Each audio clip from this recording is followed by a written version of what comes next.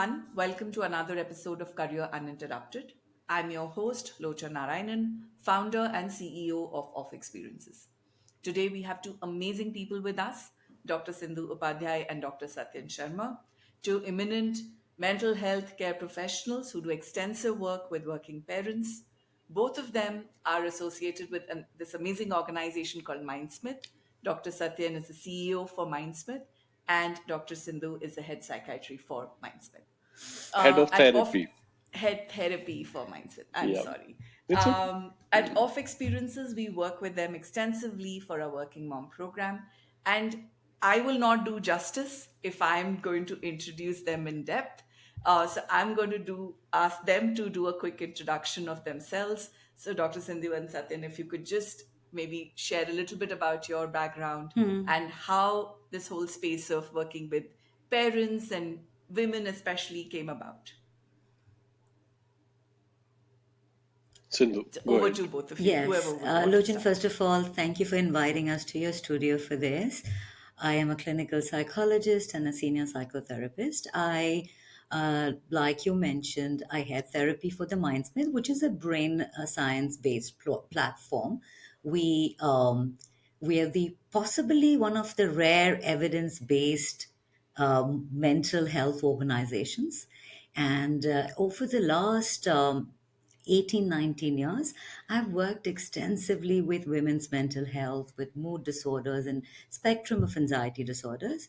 And in the last couple of years, I've been closely working with Mindsmith, and Dr. Satyen and I do a lot of workshops on parenting and especially for expecting mothers, expecting parents, all of that. We aim to remove the barriers from mental health in this country. And over to you, Dr. Satyen. Thank you. And yes, thank you, Lochan, for having us here. Yes, I am a psychiatrist with my education and training, and I'm passionate about being helpful generally, right? And at Mindsmith, which is our platform of which I am both the founder as well as the CEO, what we are trying to do is, as Sindhu very correctly said, we want to lower the barrier to approaching and getting mental health. Mental health services are hugely stigmatized and unnecessarily complicated. We want to simplify it. We want to lead by science. And in fact, this very year, I have decided that I'm no longer going to call it mental health anymore. Let's talk about Okay. it as brain health. That's it. Absolutely. Another organ. We all acknowledge it's the most important, and at the same time probably the most neglected one as well, right? So we are trying to make it a better world, one brain at a time, and we use science, evidence, and the best practices to do that. And we've been associated with off experiences for quite some time now, and it's always been a pleasure to be anywhere which Lochan is organizing. That's We true. look forward to it. Thank you so much. And before I jump into the barrage and multiple sets of questions that I do have, thank you for being here. And with both of you, I would really like to explore today the dimensions on working parents, their mental health. How does becoming a parent impact an individual's view of themselves? How does it impact their career? So we are going to explore this entire space. This season for us is all about talking about women, career, and parenthood. So I'm very excited that the two of you agreed to do this podcast and this particular episode with us. So I'm going to jump in straight and ask you a bunch of questions, which does come up in different conversations, especially from our groups as well. So I'll start with you, Sindhu. Okay. Um, there has been an increase in the number of women in the workforce, right? Right. So, I mean, we are probably not there where we would like us to be, but there has been an increase year after year. We see more women coming in. So, is this a good, a welcome reality in specifically for women in terms of their mental health overall? Is this a good piece that we should be acknowledging, or is it causing more Right. stress to them? So, So, Lochan, what an unfortunate dilemma we are faced with, right? But to answer your question, I want us to imagine this for a moment. Now, imagine there are two excellent deep sea divers who are sent to find the most precious pearl in the vastness of the sea. One man and one woman, a man and a woman. In abilities and skills, they're not very different. However, there is a 20-pound ankle weight added to the woman. So she tries, she's very good at swimming. She tries, swims, but over a period of time, she's dragged to the bottom of the sea with the weight and yeah, perishes. yeah. Now, what is this weight? This weight is of the internalized voice of a superwoman. This weight is of everyone's expectations. This is the weight of years of misogyny and patriarchy. This is the weight of casual sexism, microaggressions, gender bias. This is the voice that heckles at her and tells her that, hey, you can actually just by sheer will and multitasking you can make some sacrifices and bravo, you're going to be a superwoman. We can worship you. Yeah, Yeah. We can put you on a yeah, pedestal. Uh, yeah. Also, let's balance everything perfectly. Home, work, responsibilities as a woman towards caregiving, elder care, raising children, looking perfect, keeping your family healthy and happy. So now you have a woman with drive, interest, abilities, and you might actually even say that, listen, we gave her equal opportunity. Remember, Oh, both of yeah. these people were sent to the sea to get that pearl. Correct. Yeah. Yeah. But this woman is now burnt out, stressed, depleted, and suffering in mental health. Now, that's Yeah. the paradoxical reality because while I want to rejoice the number of women who are joining the workforce, I would love the pie to be larger, the sky to be massive. Yeah. Reality is, community based studies, studies of treatment seekers, they're indicating that women, on average, are 2 to 3 times at greater risk to be affected by mental health conditions. Mm. And another very interesting thing, and I mean, I suppose it's a great thing that Dr. Satyen is here with us because he'd understand this perhaps that gender has nothing to do with being able to handle stress. Both women Yeah. and men experience stress at the same level.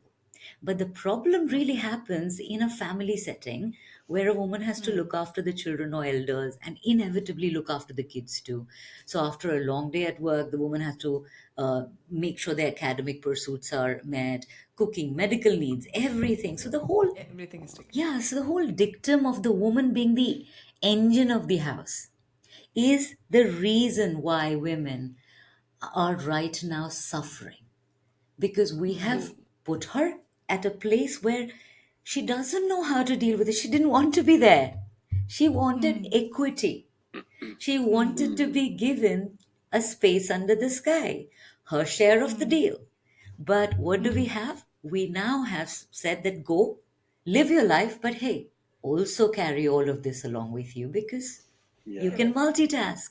I mean, look at Indian mythology, how we depict Indian goddesses, multiple hands and power. Multiple hands. Huh. Yeah. Yes. But we got to take a moment to understand that women and men they differ in certain attributes biological social emotional needs are different psychological vulnerabilities are very different all of these will Mm. contribute to the numbers so very simply Lochan to answer your question the new reality is paradoxical that's where we are at and we must look at this as a crisis point. Actually, the crisis point was years back, but well, we are going to get catapulted into an active volcano of mental health crisis, Yeah. and Yeah. women would be in at the eye of the storm. And Absolutely. and Absolutely. it's Mm. very interesting that you bring that, right? Because I see a lot of women struggling with um, either spaces. So I Mm. recently spoke to like a young mother, and she was trying to tell me. I said, "So I see that you're doing fairly well at work, and you feel. I see some from your posts, etc. You feel very stable. She said, yeah, touch wood, work is good. Though the pay is not that great, but I'm working with great people, Yeah. I'm at least able to take care of some bit of Hmm. expense and something.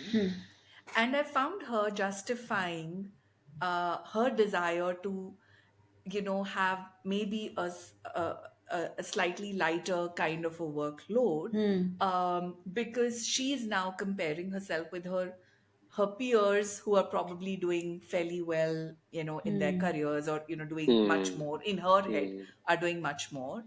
um, so today women are neither here nor there. So Absolutely. you also have to be a career person, because if you're Hmm. not, you're also like, oh, you don't have a career, oh, you don't do anything, oh, she doesn't do anything, Yeah. is the second thing. But at the same Hmm. time, if you're choosing to be a stay, if you're choosing to have a career, then you're like, oh yeah, her kids obviously are not well taken care of because she has a career. So this constant guilt, and I'm going to ask you, Yes. Dr. Satyan, this question: the guilt, right? We use women's guilt, we use mom's Yeah. guilt. I've not heard dad's guilt. I've not heard No. twins guilt. So what's the what is this curious phenomena of guilt? Why are women carrying this guilt a lot more than, I would say, men in their ecosystem? Let me just share your example, Lochan, which you shared with us the last time around, right? So there was somebody at home who needed medical attention, right? Your husband was able to provide that to the T. Everything was taken care of, whatever Yeah. happened, the visit happened, the required medical intervention was done.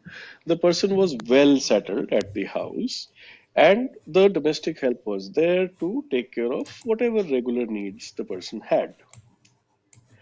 You were busy that day, you were working, you're a Yeah. full-time professional, you're running an enterprise, which is never easy on anybody, right? There are your time is not your own, we know that, Yeah. right? You'll have demands, and you were working, you're having a regular working day while all of this was happening in the background. At the end of your day, you come back, everything has been taken care of. As I said, your husband has taken care of it the way any responsible adult would, right? And you still felt the need to apologize for being absent that day. Yeah. Had it been the other way around, the men do not begin with an apology. So, Lochan, what happened there is a result of social programming, Yeah. expectations, the expected role of a woman. And who has to unlearn this Sorry, we first lost your is the voice. Can woman you? themselves. Right? I mean, of course, Dr. this Satyan, is we lost We your lost sounding voice. your again voice. at at The last five again. seconds. It seems to be defeating the purpose that I'm saying. Okay, Ah. you have to do it again. But yes, consciously, you need to understand that. See, when we talk about women empowerment, we talk about women getting into the workforce. There are other things which are happening in the background. Parents are very happy now teaching their daughters how to drive because she needs to be independent, right? How many parents are doing the same thing with Victim their blaming. sons when it comes to cooking, with the same enthusiasm, with the same kind of independence, you know, for the boy? Not very many. It's improving. I do agree to that. But it needs to improve further. Whenever a man is in the kitchen, he is seen as doing his wife a favor. Yeah. When a woman is in the kitchen, of course, that's the expected role. वो तो करना ही है ना, right? So the thing which needs to change is this expected gender roles wala equation, right? With the new kind of a reality where men and women are working together, it has been unfair to the woman because her work expectation has doubled while the That's man's work true. expectations remain more or less the same. Whatever he's doing Correct. is an extra bonus, it's a brownie point to him. If he's changing the kid's nappy, what a good father, right? Instead of, okay, he's a parent changing a kid's nappy. Right. So as I was saying, right, when we talk about the this entire equation of equality, right? Mm. In the end, the idea is that we want more functional, independent kids, right? Mm. So where girls are learning to drive, boys now need to learn how to cook, and it needs to be, see, chores need to be gender neutral, Yeah. right? Which includes looking after. See, nowadays hardly anybody is cooking themselves. I mean, the kind of Mm. demographic we are talking about, it just needs supervision, a Mm. choice to be made कि सब्जी कौन सी बनानी है, right? And kapde dhona is not like you have to take them to washing. It's just, I mean, it's a machine which has to be turned on. That's it, Yeah. right? It's not rocket science. All men can do that, right? And so gender neutral household work, including parenting. Mm.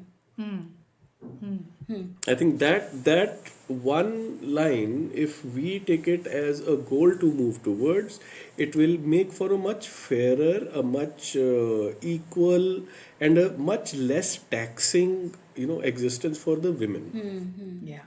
And just like there are boys' night outs, which boys get a free pass for, there should be equally, the Mm. kind of girls' night out or whatever, in whatever way the woman wants to entertain herself, Mm. right?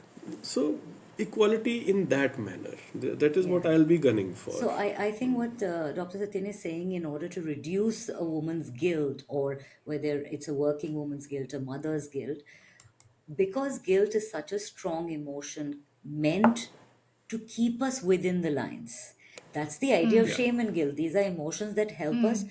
stay between the lines. I'm saying broaden those Mm. lines. And Yeah. Mm. to widen and broaden those lines within which all human beings operate, women need other people also to let them Mm. understand it's okay. Like that particular example Doc was giving about you coming back home and apologizing. Now, because Mm. it was, you were told that, hey, nothing to apologize about, next time that he can handle it, or things can be handled, and you don't have to be Yeah. omnipresent in all caregiving duties. And this is how, over a period Correct. of time, the impact of guilt can be reduced in women by all of us Mm. becoming stakeholders in that change. It can't Mm. happen Mm. overnight. It can't happen just like that, because these are internalized frameworks. For Mm. years we have Yeah. been worshipped for being the perfect mom, for the perfect woman. Now suddenly we realize, hey, we also have aspirations. We're also pretty good at Mm. pursuing our goals. We kick ass in finance as much as combat. Yeah. So we are Yeah. Yeah. Yeah. dreaming. We are seeing things come to to us now. So let's widen the lines within which human beings operate and see where we go from here. Yeah. So it's a very interesting piece that you mentioned, Sindhu, and guilt as an emotion or shame as an emotion is very intrinsic. So in this case, and I mean it's reasonably intrinsic, right? I would like to believe. Um, in this case, it's not that anybody else told me why weren't you there, and you should have been there, and you should feel bad about the fact that you were not there. Nobody said a word, and it's not that they were giving me the silent treatment. Yeah. Nobody, bothered about it. It was a very self-created guilt of saying I should have been there and something like that. And somewhere, and now that you brought this up, Dr. Satyan, I'm thinking, how many times uh, a lot of women who are professionally successful, who are, I would like to say, even in relationships which are reasonably equal, relationships, etc., in an environment which supports them, also carry so much of shame and guilt on different accounts. And that brings me to the question, Sindhu, that do men and women differ in their self-worth or in their understanding of their own self? I mean, Yeah. I do have an experience around Yeah. that. Maybe the confidence levels are very different, but why is that? Or It's actually a very where interesting does it come question, from? because it ties into a lot of other factors that impact women and mental health, and how women are now integrated into workforce. Now, there have been lots and lots of interesting studies done in the self esteem literature, which concern gender differences. Now, they have been systematically examined since the 1990s, so we are looking at lot of data. And these meta analytic studies have provided us robust evidence that a gender gap exists, that men tend to have higher self esteem than women. This internal sense, this is self esteem, self worth, this internal sense of being good enough and worthy of love and belonging. Now, while anyone can battle with self worth, men and women, but truth is, and this is a hard truth, the truth is that in the Indian context, historically, a girl child faces her first test of approval, disapproval, acceptance, or not belonging before she is even born. Yeah. So we need to understand that this is not happening today. Or for an adult woman, it happens historically from the time the idea of a girl child is conceived. And this is exactly what we call reflected appraisal in psychology, that while still in the womb, what are the how's the world around her appraising her presence? Do they want her? What color will she be when she is born? Oh, wait, do we want her when she's born? What shall we give her? Will the family be pleased? Will my mother in law be okay that I've given birth to a daughter instead of a son? Things like that. Look, it would be such a disservice if we're only talking about a very small urban population. When we understand Yeah. mental health, when men and women, we got to look at the reality Yeah. of India. Yeah. And this is the reality, that self worth obviously has impacted women more. Yeah. Now, gender roles are embedded in the cultural context. Sex and gender role socialization, they have led men and women to exploit different sources of self esteem. What do these different sources mean? What it means is, how do we develop our self esteem and self worth? Now, the sources of self esteem for men and women are three: reflected appraisals, self perceived competence, and social comparisons. Okay? Now, we find that women attach greater importance to reflected appraisals than do men. And men Oh, attach really? greater Okay. importance to social comparison than women. Now, even when there is, or maybe no little difference, or maybe no difference in self perceived competence, but the difference is in reflected appraisal that affects your self worth. And of course, then produces guilt and shame.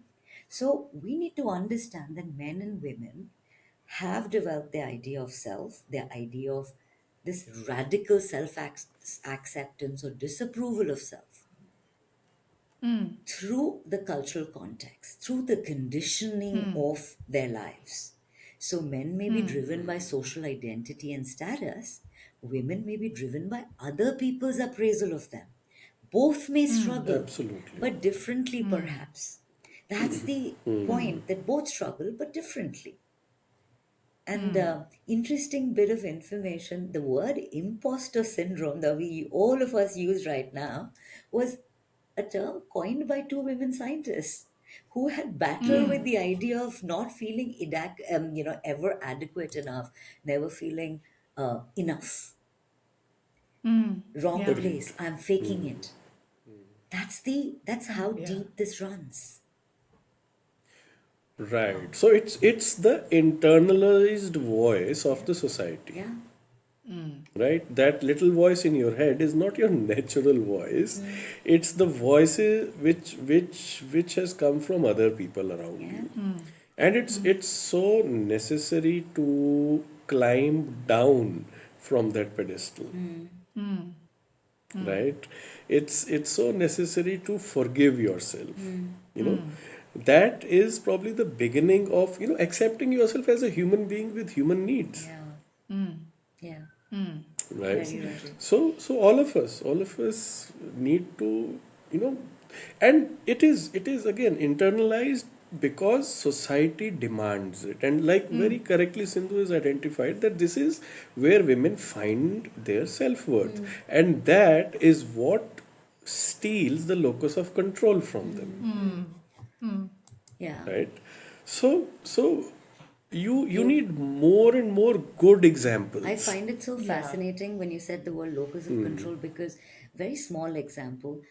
When and I may have shared this with you, Satyen, that when my husband fixes an IKEA table or an IKEA lamp, his self-worth comes from fixing it. You know where mine comes from? When Yes. I look at my boys and when I see them smile and approve. That, oh my God, Yeah. mom is so cool. Yeah. She Yes. fixed this together. She put things Yeah. together. My Yep. Yeah. locus of control is still outside, and I am Outside. an Yeah. educated woman with all the Right. privileges. Right. Yeah. So, can you Well, imagine how yes. deep this So is? exactly that, exactly that. We need more women comfortable in their skin Yes. who are able to say that it's fine. Yeah, you know, I'm good. I'm good. absolutely. right? So So, that needs to we just need more and there will always be early adapters who will become the torchbearers for others to follow. Yeah. Right? I mean, we will struggle. Sindhu, if you are asked or I am asked off the top of our head, who do you see as a woman who's so comfortable in her skin that she's aspirational to other women and other women can identify with her? We'll struggle. But we that's the will struggle. point. I Yeah. feel that it's in our flaws and brokenness and fragments that we need to accept ourselves. We don't need to become aspirational. We don't need to become a role Yeah. model. The whole thing about, and it's, I don't know if I'm digressing, but in this country, we celebrate when a girl brings an Olympic medal to the country. But a Yep. child who's not got an Olympic medal, a girl who's not got that, is nothing. The point is in black and white thinking. The point is, in order for Yep. my existence to be validated, I need to win laurels for you. Laurels for you. Why Yeah. can't my existence be adequate? Why Yep. can't I be imperfect and still be okay? Why can't I be enough? That is the locus of control I want women to take back. Right. So Right. one very small experiment I started doing is and I recognized this need for external validation when I fixed the lamp and I looked at them and they were busy doing out their other things and I felt really bad and my self-worth suffered. In my head, I recognized that. And then I said, no, Yeah. I don't have to have an audience. I don't need to I do it because it gives me joy. It's a very Yeah. mindful Yes. activity to break things and put them back together. Yeah. And So I put him started together. doing Yeah. things for myself. And then patting yourself on the back for Yes, it, Yeah. absolutely. Yeah. not looking outwards. Oh, So, so there is this because you're talking about this. Recently, I started doing this. I'd put something together and I'll tell my husband, "ये अच्छा है ना? अच्छा बनाया ना मैंने?" And he'll be like, Right. "Can you wait for someone else to compliment?" I'm like, "I'm not waiting for you. I mean, अच्छा बनाया है." So I said, "I'm not asking a question. I'm telling you yeah. that I've actually made something or whatever it is." So I don't know. I had cooked something. I took a bite and said, बहुत अच्छा बनाया है मैंने. And he's looking at me. He's like, Yes. can I compliment? I'm like, I'm not waiting for it. So a little bit Yeah. of these pieces, and I'm sure, you know, of course, there is a bit of a cultural context, but women across cultures have this talk about the imposter syndrome Yes. a lot, right? Across cultures. Even in countries where um, gender reveal parties happen, in countries where Yeah. it's they seem to be equally excited about having a male child or a female child, etc. We still see a lot of women having these imposter Yep. syndromes, Yes. carrying Yep. the Yes. women guilt, carrying the mom guilt, etc., right? So what happens here, right? And I know in India, of course, there is, like you said, right from the time are you wanted question, right, when you're in Yep. the womb, to maybe everything else, but it's seen in other places. So what's happening across these cultures there? Is the curious case of a brain that has been gendered by society, whether that society happens to be in Bareilly or Boston.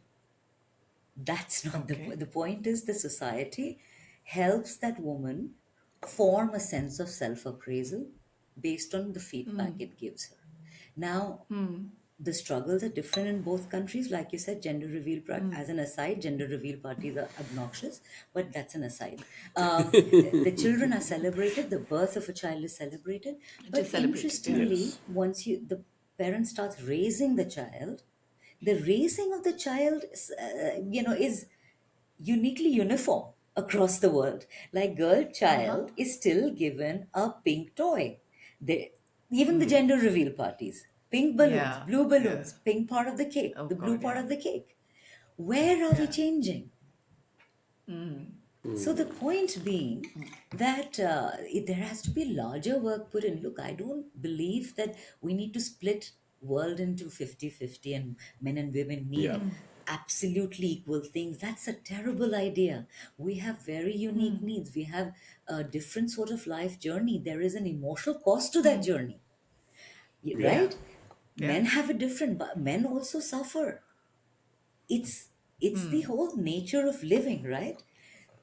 That's different. But when it comes to women mental health, self-worth, it is a challenge across the world. It is a challenge for organizations around the world. So even why do we use companies like Scandinavian companies that are giving 18 months of maternity leave as a golden example?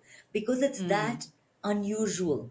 So it's not like in the Yeah. Yeah. Western world everybody is getting their time off and then Oh yeah, of course. they're being trained on how to get back to work and rise again. No, right? So the point is that it is a lopsided situation right now. We need to do better.